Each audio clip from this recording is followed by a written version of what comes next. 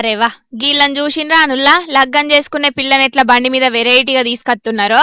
పిల్లని ఎత్తి మీద మంచిగా గొంగడి కప్పి బండి మీద కూసోబెట్టిండ్రు. ఇక డప్పు సప్పుల నడుమ ఊరేగింపు వేసుకుంటా పిల్లను మండపానికి దోలుకపోయి లగ్గం చేపిచ్చిండ్రు. అయితే అంతకు మొదలు గిల్లు మండపానికి పిల్లని తీసుకొచ్చేటప్పుడు ఎడ్ల బండ్లను లేకపోతే కార్లను దోలుకొచ్చి లగ్గం చేసేటోళ్ళట.